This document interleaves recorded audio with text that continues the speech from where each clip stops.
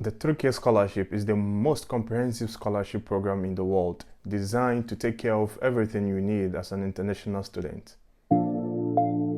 Hello everyone, welcome to Zibo Reviews. My name is Zibo, a student at Halve Hamburg and your study abroad enthusiast. In today's video, we are diving into all what you need to know about the Türkiye Scholarship, from what they offer to all the documents you need to apply. I'll cover everything you need to know in this video, so if you are ready to explore the most comprehensive scholarship program, let's get into it. First of all, let's talk about Türkiye Scholarships. Türkiye Scholarships is a government-funded higher education scholarship program run by the Republic of Türkiye for all international students. The mission of Türkiye Scholarships is to provide equal opportunities for all successful students from all corners of the globe. The Türkiye Scholarships provide international students with the opportunity to study and receive scholarships at the most prestigious universities in Turkey. Now let's talk about why Türkiye Scholarships. Despite the scholarship being a comprehensive one, it is also a very unique scholarship program. It covers everything that an international student will need during their studies or academic studies while discovering Turkey and acquiring new skills. The scholarship provides you with university and department placement unlike other scholarship programs. The scholarship also covers your tuition fees, meaning you wouldn't have to worry about paying any tuition. Also, the scholarship also allows you to learn the language within a year. That is, for the first year of your scholarship program, it provides you with the option for you to study the language within the first year. So with me, what I did was, within my first year whilst learning the language, I really explored Turkey, going to other cities and exploring Istanbul because I was in Istanbul. So you should take advantage of this opportunity. It also allows you to benefit from the free health insurance services. I remember when I was in Turkey, I had a friend who wanted to do a surgery and the scholarship paid for all the cost of the surgery. So you should take advantage of this opportunity as well. Also, the scholarship also provides you with free accommodation. So you wouldn't have to worry when you land in Turkey. Where you are going to stay is already sorted out. The scholarship also provides you with a free flight ticket. That is, from your home country to Turkey. The scholarship had already planned about that. They buy you your ticket, so you don't have to worry about buying a ticket. And also, after your studies, the scholarship also buys you a free ticket from Turkey to your home country. That is, if you decide to go back to your home country. Of course, there is an option for you to reapply again to do your master program or your master studies program. And lastly, the scholarship also provides, and this is the good part of it, the scholarship also provides monthly stipends. Monthly stipends, yes. So with undergraduate level, it gives 3,500 Turkish lira, and for master's level, it gives 5,000 Turkish lira, and for PhD level, those who studies PhD, they give 6,500 Turkish lira per month. Yes, per month. So you need to take advantage of this, so you wouldn't have to worry about working to cater for yourself or something. It provides you with this every month, so you cater for yourself, buy what you need, change your clothes, change your closet and everything. You can travel, do whatever you want, especially your first year of studying the Turkish language. Now let's talk a little bit about criteria. So we have application criteria and age criteria. That is for the scholarship. Mostly for other scholarship, you mostly have the application criteria. But with Türkiye Scholarship, you also have age criteria. And I'm going to explain everything, so do not worry. Yeah, so let's start with the application criteria. Just like almost all other scholarships, you have application criteria. That is, you need to fall within the range of a specific achievement.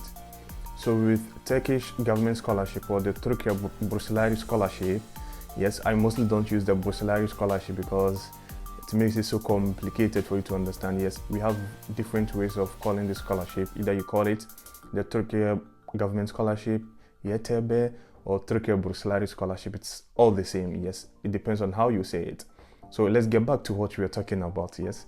So application criteria, you need to have at least a minimum academic achievement. So for undergraduate level, you need to pass at least 70% of your academic achievement. You need to have at least 70% of it. And with graduate level, that's for those who want to apply for masters, you need to have 75% of your academic achievement, yes. So with PhD level, you need to have passed also 70% of it. And with those who want to study health programs, like pharmacy, or those who want to study dentistry, or those who want to study dentistry, medicine, and pharmacy, yes, or medicine. So those students who want to study these courses, you need to make sure you pass 90% of your academics. You need to pass 90% of it. And of course, there is this point that most people do not talk about, or most people do not recognize. That is your extracurricular activities. It is very important. With mine, I had extracurricular activities, so I had to attach to it. And not only those you achieve from school, but then any kind of extracurricular activities that you do, it is very important. Do not forget about this. It is very, very important, especially if you do something like a voluntary work. Even if you do something in a religious base and you were awarded or you were given a certificate or something, it is very important for you to add to it. So take note of this. And then let's talk about the age criteria. Yes, unfortunately, there is an age criteria that you need to fall within that range before you can apply. So with undergraduate, you do not need to be more than 21 years. You need to be below 21 years. You need to be under the age of 21. And with masters, you need to be under the age of 30. And with PhD programs, you need to be under the age of 35. And with researchers, those who want to do research programs and all, you need to be under the age of 50. Yeah, so that is the age criteria. So you should take note of that. So mostly if you want to apply for undergraduate level and you are assuming, let's say you are 22 years of age, immediately you input your date of birth. That is so you cannot continue with the application anymore. So you need to take note of that. So it's good to know it before you start it. Yeah, exactly. And of course, there are a lot of other options over there. If this scholarship doesn't work for you, you can just get in touch with me and I'm going to give you an option for other good scholarship as well. Yeah, so now let's talk about the application calendar. So we talk a little bit about application calendar. So this is the official website of the Türkiye Burslari scholarship. And you shouldn't worry, I'm going to attach all the links in the description below so you can check it out. Yes, so straightforward, you go to the application calendar. Yes, and from here we realize that applications are always open from January 10th to February 20th. So after application period, and then there is an evaluation process where they evaluate all the applications and they will shortlist some applications. So if you are shortlisted, so from March, April, and May are for the evaluation process as seen here. And then after the evaluation process, in June and July are for the interview period. So if you are shortlisted, after the evaluation, you are going to receive an email for you to attend an interview. Yes, of course, there is a short test too. You shouldn't worry, I'm going to make a video about that too, explaining everything. But for now, I just want you to have a fair idea about the application calendar or the general application period.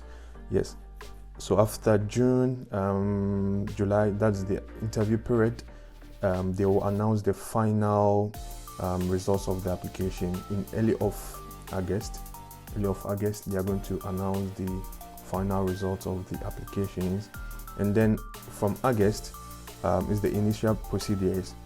You will have to send your passport to the specific place they ask you to bring, and then they will process your passport and your visa and everything for you, and they will call you to come for you in time. So by September, yes, that's where all applicants who want the scholarship will start traveling to Turkey. Yes, So if you're able to get a scholarship by September, you will be in Turkey. Yeah, so I think this is the most important thing you need to know about the application period. And of course, as I said, I'm going to add the link in the description. If you want to go through again, you can go through, because from here you can see the success scholarship, which if you would want to know more about this, you can get in touch with me and everything. Yeah, but for now, this is the most important thing for you to know: the application period, from like the application period to where you'll be transferred to Turkey. Yeah, so this is all about the application calendar. Yes, so now let's go to the next section. Now let's talk about required documents, the documents you need in order to apply for this scholarship. And before we jump onto that, I would like to chip in something. Applying for this scholarship is a very competitive something you are doing. So in order to stand out, it actually depends on how you present your document. Of course, you have the option to just take your phone and just take pictures and upload, which I wouldn't recommend. To me, what I recommend to you is, if you have a printer or if you have a scanner in your house, it is good to scan all your documents so that everything will be very visible and well presented. If you do not have a scanner, you could also enter any printing press or something and ask them for them to scan for you, maybe with a fee. Yes, I don't know, but then I'm just saying that because it's very important to do that, because just imagine competing with about thousands of people. There is something small that needs to stand out with your application. So this is my advice to you. You can use your phone to do it, but I do not recommend that. Just use a scanner to scan all your documents, which is much better to do. Yes, and then now let's get into the documents you need. And yes, I've been getting a lot of questions about these required documents, and so let's hop on to that. So the first document you need, of course, applications are always made online, so you have to upload all documents online, so you do not have to worry, and there is no application fee. Yes, so the documents you need, one is a valid identity document. So this valid identity document, I always recommend that if you have a passport, you should use the passport. If you do not have a passport, you might have a birth certificate. I do not know which country you are coming from, but if you are from Ghana or if you are from Nigeria or some of these African countries, there is always a birth certificate, I believe so. So if you do not have your passport, you can use your birth certificate or your national identity card. It can be your voter's ID card. I wouldn't recommend, but then you can use it for the time being till you get your passport. So if your passport is not ready, you can use any identity card, a valid one, a valid identity card. Do not use an expired identity card or identity document. The second document you need is a photograph of yourself, a recent photograph of yourself. So now again, another advice I will give is, yes, you can take your phone, just take a selfie of yourself by yourself. Yeah, you can do that, but I wouldn't recommend that. You could ask somebody to take a picture of you, like a passport size picture with a very nice background, which I recommend for you to do. Yes, and yes, you can also go to maybe a studio for them to take you a very nice passport size picture, and they'll send you a copy of it and you can use, which is very formal and very nice. Yes. If you don't have money, you can use your phone to take a nice portrait of yourself with a very good background, which is good. Yes, and then you need your diploma. These are very important too. You need your diploma document or a temporary graduation certificate. Yes, so if you just graduated recently and you do not have your official graduation document, you can use a temporary one, which is also accepted till you get the official one for you to upload. And the next thing is your transcript, which it is very important for every scholarship you apply. Yes, you need your transcript, all your transcripts. And then you also need an international exam. Sorry, that is, it is not required for all schools. It's not required for all schools. Some schools require this kind of international exams. Example are the SAT, the GRE, the GMAT, and those kind of exams. But it is, do not worry about it. I'll show you how to search for the schools, and you realize if your school needs this kind of document. With my school, I was in Marmara University, and they do not require this document, so you do not have to worry about it. Of course, if you have the SAT or the GMAT or GRE, it actually helps with you being shortlisted. But if you don't have, and you have a very good result and a very good transcript, do not worry. And of course, a very good personal statement, you shouldn't worry, you are very good to go. The next document I would say is international language test results. Some schools actually require you to have a test result if you would want to study in English, but not all schools. With my school, Marmara University, like this, you can study in English without having any of these test results. Yes, and most of the schools are like that. You can study in English without having these test results. I think if you get a recommendation, an English proficiency letter from your school, you are very good to go.